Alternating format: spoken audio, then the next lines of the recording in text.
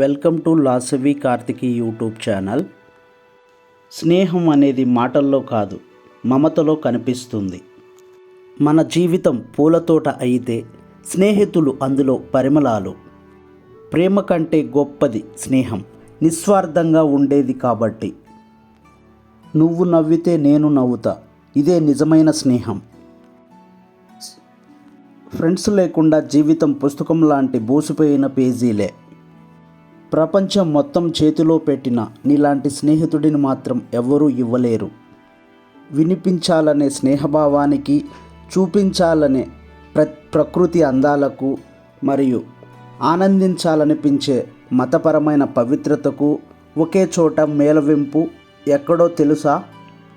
అవును, ఈ friendship day సందర్భంగా మేము మా స్నేహితులతో కలిసి వెళ్ళిన ట్రిప్ తెలంగాణ మాల్దీవ్స్ అనే పేరు పొందిన సోమశిల జలాశయం మరియు పర్వతాలలో అంతరించిన సంగమేశ్వర స్వామి ఆలయాన్ని ఈరోజు మనం వీడియోలో చూస్తాము.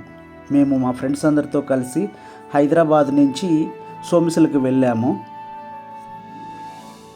ఈ వీడియోలో మీరు చూసేది ప్రకృతి అందాలు, దేవాలయ పవిత్రత, స్నేహితుల సందడి మరియు ఒక అరుదైన ప్రయాణ అనుభవం. ఏడాదిలో 4 నెలలు మాత్రమే కనిపించే ఆలయం ఎక్కడుందో మీకు తెలుసా? మరింత ఇంట్రెస్టింగ్ కంటెంట్ కోసం మా ఛానల్ లాసవి కార్తికిని వెంటనే సబ్స్క్రైబ్ చేసుకోండి. సోమశిల కృష్ణానదిపై నిర్మితమైన అతిపెద్ద జలాశయాల్లో ఒకటి. మేము హైదరాబాద్ నుంచి సోమశిలకి ఆల్మోస్ట్ 190 కిలోమీటర్స్ ఉంటుంది. ఎర్లీ మార్నింగ్ స్టార్ట్ అయ్యాము. ఆల్మోస్ట్ మాకు 4 to 5 అవర్స్ టైం పట్టింది.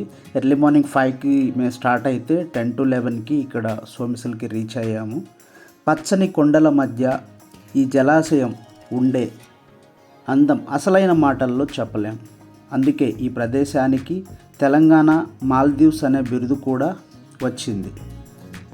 ఇక్కడ చూడండి, మా ఫ్రెండ్స్ అందరం వచ్చాము.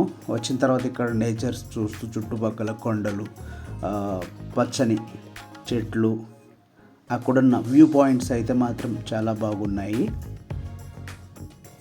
ఫ్రెండ్స్తో ఈ ట్రిప్ అయితే చాలా సరదాగా గడిపాము. ఇక్కడ మా పిల్లలు చూడండి, ఇక్కడ దేవుడికి సమర్పించడానికి అరటి దాంట్లో ఒత్తులు ఇవన్నీ మేము ఎక్కడైతే దిగామో అక్కడే అమ్ముతున్నారు. దేవుడికి దర్శనం కోసము పూలు అవి తీసుకున్నాము, కొబ్బరికాయ కూడా తీసుకున్నాము. ఇక్కడ చూడండి వ్యూ పాయింట్ ఎలా ఉంటుంది. ఇది ఆల్మోస్ట్ ఊటీ అని చెప్పుకోవచ్చు. 2 కొండల మధ్య రివర్ అనేది ఉంది. ఇక్కడ చూడండి, మా ఫ్రెండ్స్ అయితే అరుణ్, కిట్టు వాళ్ళ ప్రియాంకనైతే తీసుకొని వస్తున్నారు నది ఒడ్డు దగ్గరికి. అక్కడి నుంచి బోటు జర్నీ అనేది చేయాలి. ఇక్కడ మేము బోట్ జర్నీ చేసిన అనుభవం వర్ణనాతీతం అని చెప్పవచ్చు. ఈయన అరుణ్ అన్నమాట, మా టీంలో అందరికన్నా పెద్ద ఆయన.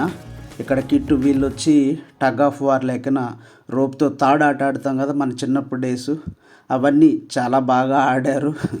ఇక్కడ ఆల్మోస్ట్ 4 ఫ్యామిలీలు. ఈయనైతే కట్టపు లాంటి వాడు, లాగుతూనే ఉంటాడు బోట్లలో, కానీ ఫోజులు మాత్రం తగ్గడు. ఈ పక్కనున్న ఆయన రాఘవ అంటారు. ఆయన శ్రీకాంత్, అరుణ్, నేను మధ్యలో ఉన్న వాళ్ళకి మధ్యలో ఫన్నీ ఇన్సిడెంట్స్ అన్నమాట. సరదాగా నవ్వుకుంటూ ఒకరి మీద ఒకరు జోక్స్ వేసుకుంటూ చాలా సరదాగా అనేది మా జర్నీ అనేది స్టార్ట్ అయింది ఈ ట్రిప్లో. రాఘవ వీళ్ళు కొత్తగా పెళ్ళైన కపుల్స్ అన్నమాట. ఈ ట్రిప్లో అయితే వీళ్ళు హనీమూన్ ప్లస్ తీర్థయాత్రలకు వచ్చినట్టు అనిపించింది. వీళ్ళైతే మాత్రం చాలా హ్యాపీగా మాతో స్పెండ్ చేశారు. ప్రతి ఫ్యామిలీతో బాగా ఇంటరాక్ట్ అవుతూ నవ్విస్తూ ఆ బోట్ అనేది ఆల్మోస్ట్ మేము 14 మంది వెళ్ళాము ఈ బోట్లో 1 వే వచ్చి పర్ పర్సన్కి 100 రూపీస్ ఛార్జ్ చేస్తారు. ఆల్మోస్ట్ మాకు వెళ్ళడానికి బోట్లో అయితే 1500 అయిపోయింది. 1500 ఛార్జ్ చేశారు బోట్ జర్నీ. ఇక్కడైతే అరుణ్ వాళ్ళు, ప్రియాంక వాళ్ళు చాలా యంగ్ కపుల్ లెక్కన ఎక్కడికి వెళ్ళినా బాగా సరదాగా చూడముచ్చటి జంటగా అనేది ఇక్కడ విజువల్స్లో చూస్తే కనపడుతుంది. అరుణ్ ఎక్కడికి వెళ్ళినా వీళ్ళిద్దరూ జంట పక్షుల లెక్కన చాలా బాగా ఉంటారు సరదాగా. అలాగే అందరితో కూడా బాగా స్పెండ్ చేస్తారు. బాగా జాలీగా గడుపుతారు. చూడండి ఎలా ఫోజులు పెడుతున్నారు వీళ్ళు. ఏమాత్రం టైటానిక్ సినిమాలో ఉన్న జంట కన్నా మేమేం తగ్గుమన్నట్టుగా అంత క్లోజ్గా ఉంటారు. చాలా ఫన్నీ పర్సన్స్ అన్నమాట. మా 3 ఫ్యామిలీస్ కన్నా ఈ అరుణ్ ఫ్యామిలీ చాలా బాగా ఎంజాయ్ చేశారని చెప్పొచ్చు ఈ విజువల్స్లో మీరు చూసారంటే. ఈ బోట్ అనేది ఇటు సైడ్ నుంచి అటు సైడ్ వెళ్ళడానికి ఆల్మోస్ట్ 10 to 15 minutes టైం పడుతుంది. నీటిలో పడవ ప్రయాణం చేస్తూ స్నేహితులతో హిందీ పాటలు, ఫన్నీ డైలాగులు, క్లిక్ చేసిన క్యూట్ ఫోటోలు అయితే చాలా బాగా తీశారు. అందరూ ఫోటోగ్రఫీ ప్రియులే అని చెప్పవచ్చు. మా ట్రిప్లో వచ్చిన ఫ్రెండ్స్ అందరూ. ప్రతి క్షణం మనసులో చిరస్థాయిగా మిగిలిపోతుంది. పక్కనే ఉన్న చిన్న చిన్న ద్వీపాలు, నీలిరంగు ఆకాశం, చుట్టూ నీటిలో ప్రతిబింబించే కొండలు, ఇది నిజంగా సినిమా లొకేషన్ అనిపిస్తుంది. సినిమాల్లో కూడా ఇటువంటి అద్భుతమైన లొకేషన్ స్పాట్స్ దొరకవు అని మా ఫీల్. కానీ మా ప్రయత్నం అయితే ఫ్రెండ్స్తో సరదాగా గడపాలి, మంచి అడ్వెంచర్ ట్రిప్ లాగా అనిపించాలి. బోట్ జర్నీ అనేది మజా వస్తుంది. అలాగే ఫ్యామిలీతో ఫన్నీగా గడపడంతో పాటు ఆధ్యాత్మికంగా దేవుడు అంటే మా వెళ్ళిన ఫ్రెండ్స్ అందరికీ దైవభక్తి కూడా ఎక్కువే అనమాట. సంగమేశ్వర స్వామిని చూడడం మా అదృష్టంగా భావిస్తాం.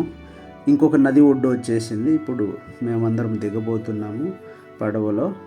ఎవరైతే కపుల్స్ ఉంటారో వాళ్ళైతే చాలా ఫన్నీగా వాళ్ళ మిస్సెస్ వాళ్ళని చేపట్టుకొని మెల్లిమెల్లిగా పిల్లల్ని అందరినీ దించుతున్నారు.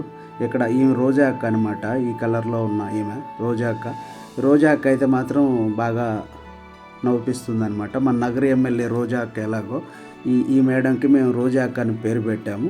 అక్కడి నుంచి ఆటోలో స్టార్ట్ అయితే మేము ఆల్మోస్ట్ హిల్ ఏరియా ఛాలెంజింగ్గా ఉంటుంది. ఆటోలో అయితే మాత్రం కొండ ప్రాంతాల్లో పైకి ఎక్కడానికి చాలా ఇబ్బంది పడ్డాము. అక్కడ మేము ఆల్మోస్ట్ ఒక 300 meters ముందే మేము దిగేసాము. ఎందుకంటే ఆటోలు పైకి తీసుకెళ్ళలేకపోయినాయి ఎక్కువ లోడ్ అవ్వడం వల్ల. పైకి వెళ్ళిన తర్వాత ఎక్కాము. తర్వాత మేము టెంపుల్కి అయితే రీచ్ అయ్యాము. చూడండి టెంపుల్ ఎలా ఉందో, చాలా పురాతనమైన టెంపుల్. ఇప్పుడు చూస్తున్న ఈ దేవాలయం అనేది ఒక ప్రత్యేకత కలిగిన పవిత్ర క్షేత్రం, సంగమేశ్వర స్వామి ఆలయం. ఇది సాధారణ ఆలయం కాదు. ఈ దేవాలయంలో కొన్ని నెలల్లో నీటిలోని పూర్తిగా మునిగిపోతుంది. వర్షాకాలం ఇది నీటిలో కనిపించదు. కానీ వేసవి లేదా నీటి మట్టం తగ్గిన సమయంలో మళ్ళీ బయటికి ఈ టెంపుల్ అనేది వస్తుంది. ఇక్కడ మేము రీచ్ అయిన తర్వాత అక్కడ టెంపుల్కి ముందు నిలబడ్డాము ఆటో స్టాండ్స్ దగ్గర. అక్కడ కాసేపు చిట్ చాట్ చేసుకున్నాము. ఇక్కడ చూడండి ఈ నదిలో ఎవరైతే మొక్కులు ఉంటాయో సంగమేశ్వర స్వామికి వాళ్ళు తలనీటి స్నానాలు, నదీ స్నానాలు చేస్తారు. చూడండి వ్యూ పాయింట్ ఎక్సలెంట్గా ఉంది. ఇక్కడ వచ్చిన భక్తులకి అదొక ప్రగాఢ నమ్మకం అన్నమాట. నదీ స్నానం చేసి దేవుడి దర్శనం చేసుకోవడము చాలా నమ్మకము భక్తులకి ఇక్కడ. ఇది నిజంగా చూడటానికి అద్భుతంగా ఉంటుంది. శివలింగాన్ని దర్శించడమే కాకుండా చుట్టూ ఉన్న రాళ్ళ శిల్పాలు, ప్రాచీన నిర్మాణాలు దేవాలయ చరిత్రను చెబుతాయి. మేము అక్కడ అందరం చప్పట్లు కొడుతూ ఓం నమ శివాయ జపిస్తూ శాంతంగా గడిపిన ఆ క్షణాలు అనేది మర్చిపోలేం. ఇక్కడ చూడండి వాటర్ అయితే ఎలా ఫ్లో అవుతుందో, ఆ అలలు అయితే మాత్రం చాలా బాగా ఎంజాయ్ చేసాం. ప్రతి మనిషి జీవితంలో ఇట్లాంటి ట్రిప్కి అయితే వెళ్ళాలి అనే ఆశ కలుగుతుంది. చూడండి ఆ నది ఒడ్డున మేము ఎలా గ్రూప్ ఫోటోలు ఫ్యామిలీస్తో వచ్చిన వాళ్ళందరం చాలా బాగా స్పెండ్ చేసి ఫోటోలు తీసుకున్నాము. ఇది చూసిన తర్వాత మేమంతా ఒకటే మాట చెప్పుకున్నాం, ఇలాంటి ప్రదేశాలు మన దృష్టికి అందలేకపోతే చాలా మిస్ అవుతామనే ఫీల్ అనేది కలిగేది. కానీ మేము అదృష్టవంతులం కదా, మేమైతే చూసాము. మంచి వెకేషన్ స్పాట్ ప్లస్ ఒక మంచి దేవాలయం కూడా దర్శించుకున్నామనే ఆ సంతోషంతో మేము ఉన్నాం. ఫ్యామిలీ ఫ్రెండ్స్ ట్రిప్ అంటే ట్రావెల్ మాత్రమే కాదు, ట్రిప్ అంటే మన బంధాలను మరింత బలంగా మార్చుకునే అవకాశం కూడా అని చెప్పవచ్చు. ఫ్రెండ్స్ మధ్య నవ్వులు, జోక్స్, కామెడీ కంటెంట్, చిన్న చిన్న గేమ్స్ మేము చేసిన అందరూ బాగా ఎంజాయ్ చేశారు. కారులో మేము పాడుకున్న పాటలు, short dance clips, drone footage ఇవన్నీ ఈ వీడియోలో మీకు అనుభవాన్ని కూడా ఇస్తాయి. ఇకపోతే సంగమేశ్వర స్వామి టెంపుల్ గురించి చెప్పుకున్నాం అనుకోండి. ప్రపంచంలో 7 నదులు ఒకే చోట కలిసే అద్భుతమైన ఏకైక ప్రదేశం సంగమేశ్వర క్షేత్రం. ఈ 7 నదులు పరమశివుడు భ్రమరాంబికాదేవి కొలువైన శ్రీశైల పుణ్యక్షేత్రాన్ని తాకుతూ వెళ్ళిన చివరకు సముద్రంలో కలుస్తాయి. అంతేకాదు ఈ సంగమేశ్వరం క్షేత్రానికి ఉన్న మరో విశేషం ఏంటంటే ఇక్కడ ఉన్న ఆలయం సంవత్సరంలో భక్తులకి 4 నెలలమే దర్శనమిస్తుంటుంది. మరి ఈ అద్భుత ప్రదేశం ఎక్కడ ఉంది, ఆలయ విశేషాలు ఏంటనేది మనం ఇప్పుడు తెలుసుకుందాం. సంగమేశ్వర స్వామి దేవాలయం కర్నూలు జిల్లాలోని ప్రసిద్ధ శైవ క్షేత్రముగా పేరొందింది. జిల్లాలోని ఆత్మకూరు పట్టణానికి సుమారు 20 కిలోమీటర్ల దూరంలో కృష్ణా నదిలో సంగమేశ్వర ఆలయం ఉంది.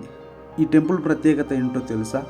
ఇది తెలంగాణ, ఆంధ్రప్రదేశ్ రాష్ట్రాలకి మధ్యలో ఉంటుంది.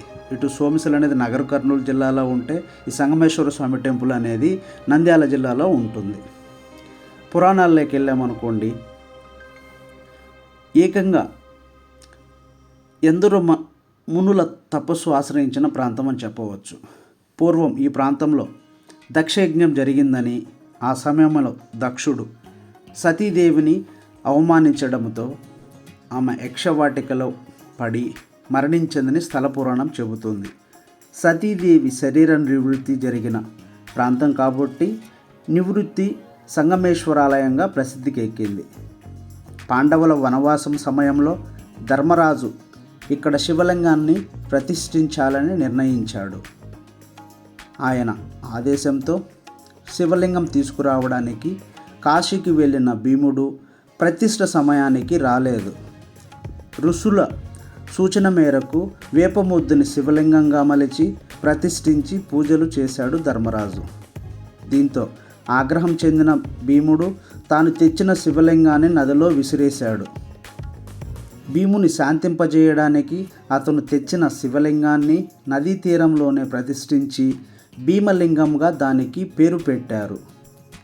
భక్తులు భీమేశ్వరిని దర్శించుకున్న తర్వాతే సంగమేశ్వరిని దర్శించుకోవాలని సూచించినట్లు మనకి ఇక్కడున్న హిస్టరీ అనేది చెబుతుంది. ఒకప్పుడు ఒక వెలుగు వెలిగిన ఆలయం క్రమంగా శిథిలమైపోయింది. ప్రస్తుతం కనిపిస్తున్న ఆలయాన్ని సుమారు 200 సంవత్సరాల క్రితం స్థానిక ప్రజలు నిర్మించారు. సుమారు 1,20,000 చదరపు అడుగుల విస్తీర్ణంలో ఆలయంతో పాటు చుట్టూ ప్రాకారం నిర్మించినట్లు మనకు చెబుతుంది. మరొక గొప్ప విషయం ఏంటంటే ప్రపంచంలో 7 నదులు ఒకే చోట కలిసే ఏకైక ప్రదేశం సంగమేశ్వరం. కర్నూలు జిల్లా కొత్తపల్లి మండలంలో తుంగ, భద్ర, కృష్ణ, వేణి, భీమ, మలాపహరిణి, భవనాసి నదులు కలిసే ప్రదేశాన్ని సంగమేశ్వరం అంటారు. ఈ నదుల్లో భవనాసి నది మాత్రమే పురుషుడి పేరున్న నది, మిగిలినవన్నీ స్త్రీ పేర్లున్న నదులే. ఈ విజువల్స్లో చూసే ఈ గ్రీనరీ అంతా మేము ఎక్కడైతే అకామిడేషన్ తీసుకున్నామో సోమశిలలో ఇండివిజువల్ హౌస్ డబుల్ బెడ్రూమ్ తీసుకున్నాము. నేనైతే మేము తీసుకున్న హౌస్ పైకి ఎక్కి ఈ విజువల్స్ అనేది క్యాప్చర్ చేశాను. చుట్టూ చూడ్డానికి గ్రీనరీ, కొండలు చాలా బ్యూటిఫుల్గా ఉన్నాయి. ఇక్కడైతే ఫ్లవర్స్ మామూలుగా చెట్లకు పూసాయి. ఇక్కడ కాసేపు మా ఫ్రెండ్స్ అందరు కలిసి చెట్లకు పూసిన ఫ్లవర్స్, ఎందుకంటే మేము మే నెలలో వెళ్ళాం కదా, ఇక్కడ మా ఫ్యామిలీ ఫ్రెండ్స్ అందరూ షటిల్, క్రికెట్ గేమ్స్ కూడా పిల్లలకి ఆడిపించి బాగా ఎంజాయ్ చేశాము. ఈ ఫ్రెండ్షిప్ డే సందర్భంగా మేము చూసిన ప్రకృతి, అనుభవించిన భక్తి మరియు పంచుకున్న స్నేహం ఇవన్నీ కలిసి ఒక మధురమైన జ్ఞాపకాలుగా మిగిలిపోతాయి.